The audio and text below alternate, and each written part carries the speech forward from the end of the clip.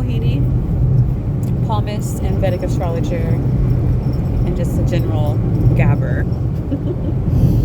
I wasn't going to do this video, but because I ate already, and I don't like to do things after I eat like this because, it just kind of lazy, don't feel like doing it, and don't put as much effort. But I need to get this off my chest. So I've been seeing this guy at the temple for a while, and around COVID, beginning like a couple months after, maybe May, June, April, May, he started texting me often, like love bombing type texting. And I was like, but I had known him for about 10 years. So I was like, well, it can't technically be love bombing because I've seen him around the temple for 10 years. So, I just, I was like, no, then it's technically not love bombing. So he hung around, wanted to come see me. Every time he came, he would move very fast. That was all he was after. And this past August, my car got hit when we were at the festival. Somebody just randomly bumped into my car. I didn't know that at the time. I didn't see it until I saw a part of the fog light was missing. And at that time, I didn't realize that he'd done it, but at that time we were sitting at the table, and he goes, you're really annoying. You're just really annoying. Starts devaluing me right there. And I think it was a Krishna Janmashtami. And I was like, why? Because I take care of myself despite these odds. I don't know what you're talking about. Like, does that annoy you? I mean, because it always seems like it always had seemed like an uphill battle. So I recently had got into this new dasa period. It's called Saturn dasa. Before I was in Jupiter, which is supposed to be really easy. So I moved into Saturn period in late July. And it just so happens like Saturn went ahead and started being like putting everybody to real task, I guess. It's all the planets. Like everything works until the planets change. That's another key point about astrology. Like you went along like this, and then the transit changed. You went to Saturn period, and I'm also on my Saturn line, according to astrocartography. But I'm not afraid of Saturn. Like I was raised by my grandmother. I've always been more curious about what happens after this world than making it all about me in this world.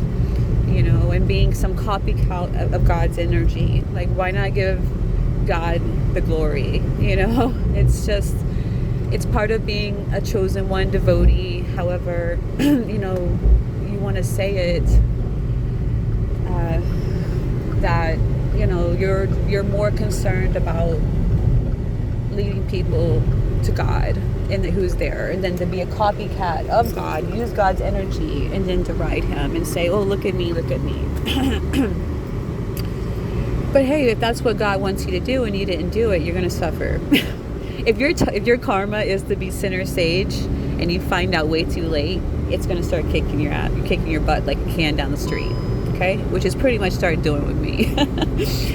So I'm trying not to let my Virgo side win. I looked at my career chart, which is called the D-Chin chart. You can look it up in your Vedic astrology, and I'm a Leo ascendant. So I'm like, great, it's true. I was supposed to be like center stage.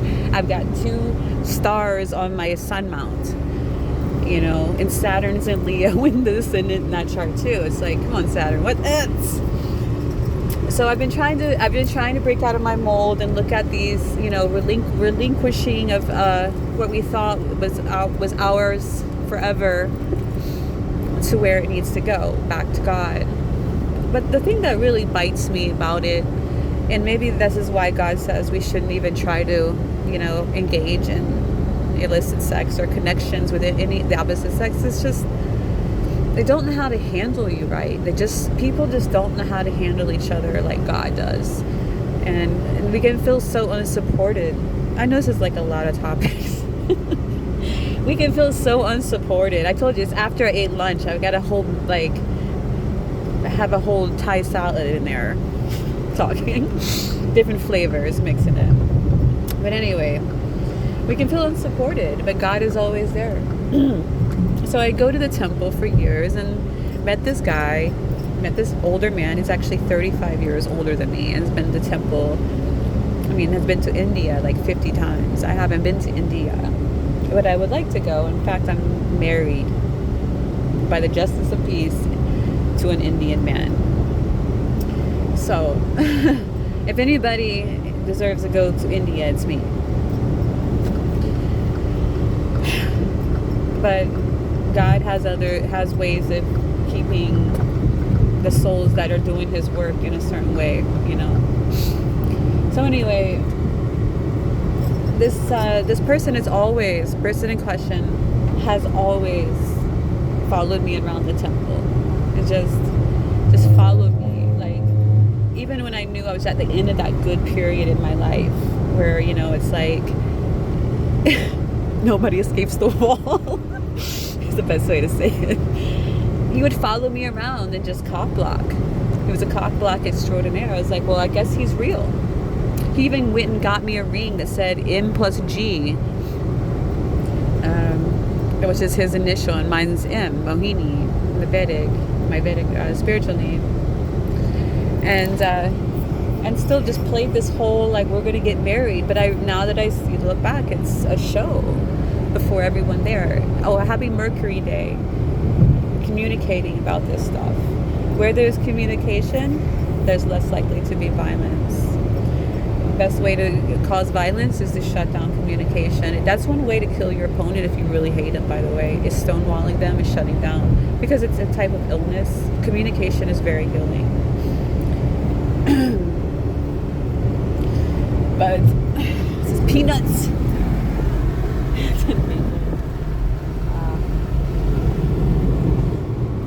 So anyway, like, he followed me around the temple and wouldn't talk block. So, I'm looking for, like, I've got my signal up. Like, my son's dad has been stuck in New York, doesn't want to come back. He's got another relationship there. And he just recently turned off his phone.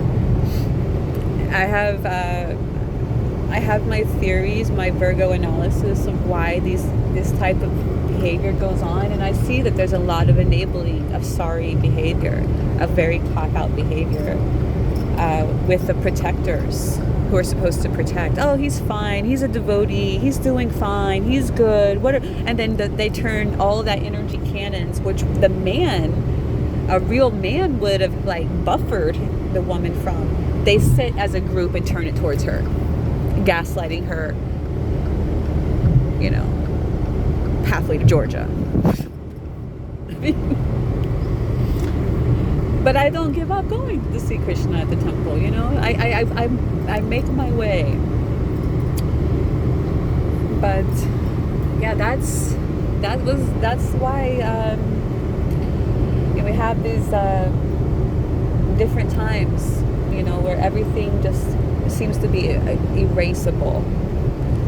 You try to be in some kind of connection with someone, and it's like, oh well, it's like run by Colonel Sanders. Like, well, the arm goes over here, and the white meat goes over here. The dark meat goes over here. There's no real synthesis, which is what this technology was made for, an integration. Sometimes we have to go through these lows to get it out, to say, I'm going to heal myself through speaking about it, damn it, because I know that works. It's gonna help. It's gonna just bring it to light, so that I don't go to sleep and say, with all this stuff. But yeah, it's like, then he says, I just want to follow the 4 regulative principles, and I'm like, well, that's fine, like, I'll follow them with you. Oh no, I can only see you this way. And I'm like, well, if you can only see me that way, you can still, like, help a woman out in various other ways, like, give me some cash. Like, they really expect women to just be ignored. That's what's another weird paradigm of the gaslighting, is that they expect the woman who's doing everything to just be ignored. And this this type of witchcraft to keep you from speaking up, and that's what it is. The dad can do the dad can do no wrong. He's absent. Or like, what did she do? Sometimes it's just a matter of the man liking someone else, and you didn't do enough analysis of your birth chart. Stop making it such ad hominem attack. I celebrate the men in our child's life. People aren't perfect. This person, they're flip-flop everywhere they go all the time. Come on now. But they want the institutions try to drag and dominate with this dogma so that they can maintain control. And to leave a woman without any protection and protect the man who's clearly just being absentee is very sad. It's very bad for the morale. I mean, I buffer my child because in the Bhagavad Gita it says, it's 333. It says in the Bhagavad Gita that analysis is the same as devotion. So I analyze these things, right? And I say, these people just don't have the same amount of remembrance of what it took, basically, since they were your age. Along the line, I'm real with my child. Along the line, the world just snatched it. And the real faithful, they hold on to it with everything they can, and that's what really chanting is about. And they want to come, they want to just soak up the good fortune from the good fortune, and they want to give very little back. And that's why there's insufficient rain. Now, like, am I saying I have to always get from them? Clearly not. But I am saying it's an interpersonal, what's the word? Deprived apathy, bankruptcy of where it could have been. Yeah, when you have, the love of machine as we do, everywhere you go, just look outside, just going. This is a small town, going. Love of the machine. The humans disappear, don't they? They have to be seen what they're doing, instead of just being and letting life just, let life take care of life. I mean, that is enough. I mean, isn't the human taking care of the life? Isn't that more than a machine that you have to program? But clearly, that's gotten shuffled out, even, with the people. I mean, that's what this guy would do. You think he was like a devotee. He was always just talking about politics and this famous person and how they made it like this and that. I'm like, are you kidding me? You're really thinking you're thinking in hierarchy because of fame, adoration, and distinction? That's like the number one Krishna rule. But there you'll be looking like a fool trying to explain to somebody who's supposed to be the man and is like 35 years older than you. So I told him that next time, because my birthday's coming up, and he said he would help me with this facial to help my skin out. He's like, yeah, I'll help you. I'm bothering you all the time, telling you about this, using you as some kind of emotional tampon. And then, the time comes around. Oh, I can't do it. I forgot. I've got your number.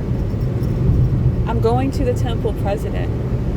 I'm going to tell her about your sexual harassment.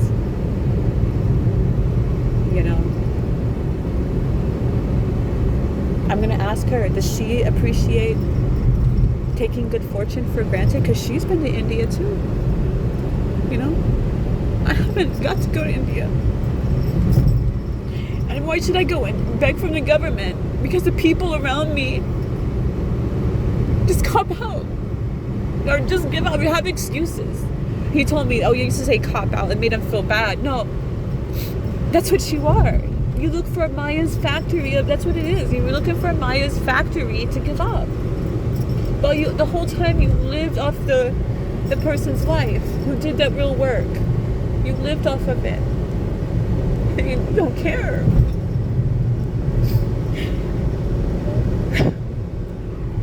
You don't care that you took someone's essence because it's not a machine. You betrayed them to that degree. But yet, God help you, if something happened to you, oh, we'd hear it screaming from the roof. Screams. But yet they pretend that they have this understanding. They just using and trying to wear as their own. Oh, I have care, I have concern, I care about the domestic scene. I'm just not some machine like robot out here trying to acquire. Oh yeah. At least keep taking care of that for free. And when your birthday comes around, we'll just ignore it when we say we're going to help you get a little relaxation. You know? Because you haven't shown you care about Krishna enough.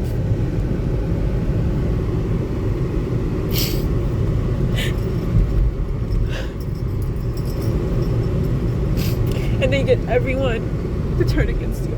So you get no support in your own home. This is stricture. This is Saturn energy out here. Do I fear it? No, I don't. I love the law of God. And I will walk it as much as he will take me out of here, because he'll say, I'm not going to keep letting my child be disrespected. But I feel like I have so much more to do, even though they say I'm just nothing. I can't just keep letting these people try to take me out. Yes, it does weigh on, it does hurt your brain. It's a form of gaslighting. It's psychological abuse. It's not the person's having like mental issues. It's your actual behavior. If you hit someone in the knee and they can't walk, you don't say, oh, their knee was always bad. What is wrong with these people? They want to never care. That's why they're here to die, and that's why everything looks so dusty, worn down. And they'll get closest to you. They'll be right there by the temple. They'll be the ones that you think the last one that's going to turn on you and just leave you high and dry. But what is it right now? The temperature's high and it's very dry. And they'll look at you like, oh, it couldn't be because my behavior towards the chosen one. No, you keep going along thinking it's all cheap. Keep going along and never meet someone like me and see how you always end up. And with all your fame. When you don't meet the shaman. But just living off the shaman's energy, I have to expose you. And your day is coming. And the next video I'm doing is going to be an exposure. Maybe a live exposure. Maybe, a secret recording. I don't know. But you're not gonna wipe your feet on me, because I know my dedication to God. It hurts. I shared my home, but nobody else was sharing anything with these creatures.